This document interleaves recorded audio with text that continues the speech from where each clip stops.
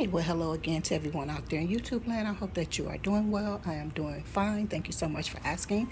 So I showed you guys a video of me walking through the steps of using my canner for the first time, or the preparation to before the prior to using it. There's a instructions inside of the manual that you're supposed to follow. So I did do that, walk through that step, and I thank you all for walking through those steps with me. But I also wanted to point out that this is a pressure canner as well as a pressure cooker.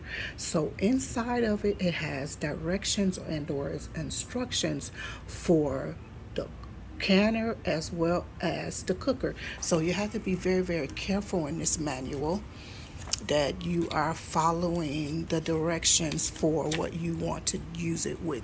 Like I said, I would not be probably never use this for pressure pressure cooking. I have a nice pressure cooker, so and I just want to use that for one thing. Probably, like I said, I won't be using it for that. But when you're reading the instructions, because instructions sometimes can be, quite vague.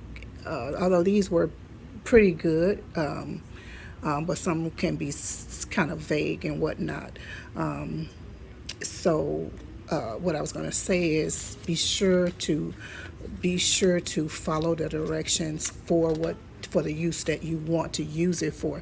Because it's a pressure cooker as well, they're going to tell you to be cleaning out the holes inside of there, oh God, I can't think of what you call them, but cleaning them out with, making sure that they're cleaned out and they don't have any food in them and stuff like that. Because when I was reading it at first, I was like, huh?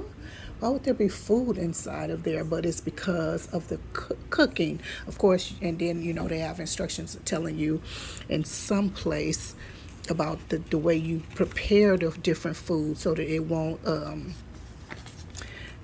clog your nozzles up. Like, for instance, right here it says, let's see. It says, when cooking large pieces of meat and food with a surface skin layer, whole sausages, tongue, poultry, etc., we recommend that you prick the skin using a knife or fork before cooking. During cooking, boiling liquids could become trapped under the skin and create splatters, which is, clean, what I was just talking about, having to clean out those different parts and stuff like that. So, but that is referring to the cooking portion of it. And let's see here. See more of that cleaning out. Use a toothpick, use a Q-tip, different things like that. So let's see. Okay, operating instruction. I think this is more for the cooking versus, food preparation. So when it's talking about food preparation, and they didn't put this manual together good. I mean, I haven't read it that much. They just got to tear apart. But anyway, so, and then using for the first time. So cooking specifically is talking about before cooking what to do. Over here, it talks about, this is the canning section. So it's talking about canning. Let me see. Let me make sure. Yeah, talking about canning and like troubleshooting as far as canning is concerned. Any problems, blah, blah, blah. You see all of that is the care and etc. for the canning. But then they also have a portion for the cooking, and it has recipes for the cooking recipes. These will show you the coco vine and the sweet and sour chicken and stuff like that. All of this is for cooking. So for the cooking, the pressure cooker portion, then come here. I think this the last. Yeah, minestrone is the last page. So then when you come to this page 26, this is going to be outlining all types of canning information, just as you would find in with the USDA, the Home Preservation, Food Preservation, blah blah blah places and canning books and stuff like that. So that's where this all comes from, the methods and all of that good. It's got a lot of good instruction in it, and it also has what do you call these things? You know, the safe practices, blah blah blah. But it also has, I saw, what do you call it?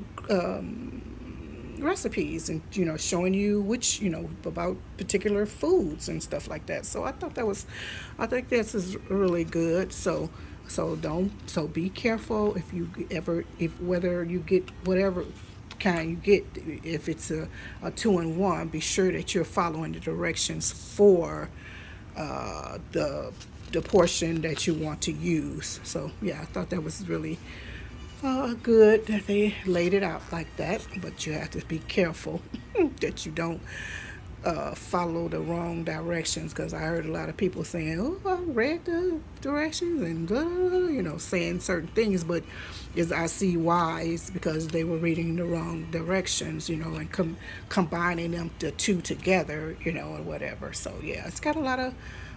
So this would be the end, I think. Yeah, that's because it has. I think it's French. What other languages are here? I thought it said, English, French, and English, French, and what? I don't know.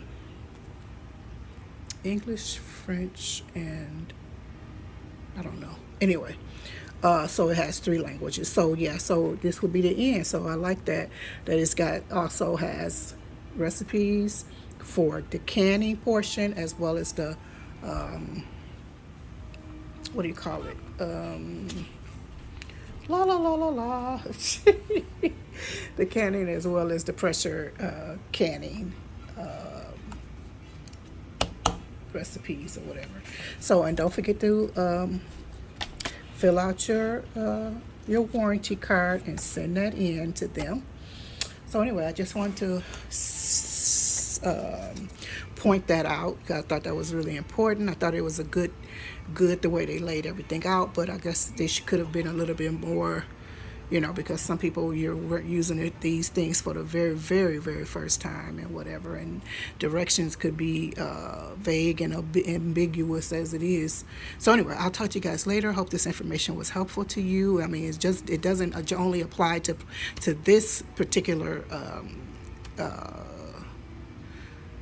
home appliance, but to all our home appliances, to be careful how we're reading things. So anyway, I'll talk to you guys later. I've got so much to do, but I'm even feeling like I want to go lay down, but I got so much to do.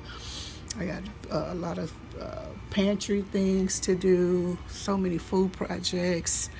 I want to make some dessert. I forgot I was planning on making sauerkraut, and I actually collard kraut, which is my sauerkraut mixed with my sauerkraut, and I add collard greens to it. Man, my collard greens were nice and fresh the other day.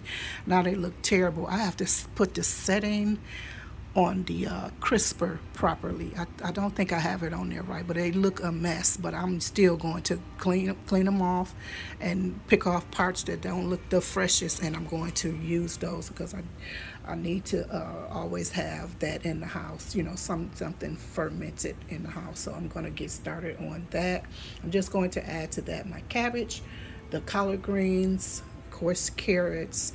I may put of course I'm going to put some I might put a sweet pepper in there, but I definitely put the hot pepper in there, and then onions as well as garlic is also going in there. So anyway, I might make a video, I might not, but I also wanted to make a sweet. We're out of homemade sweets for the house.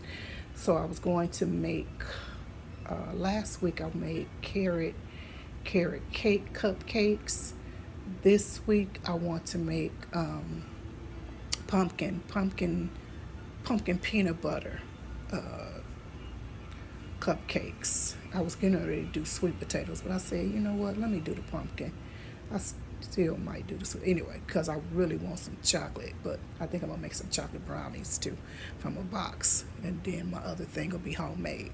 Anyway, let me get out of here. My voice is so low you probably can't even hear a word I'm saying. I'll talk to you guys later. Love you. Bye bye for now.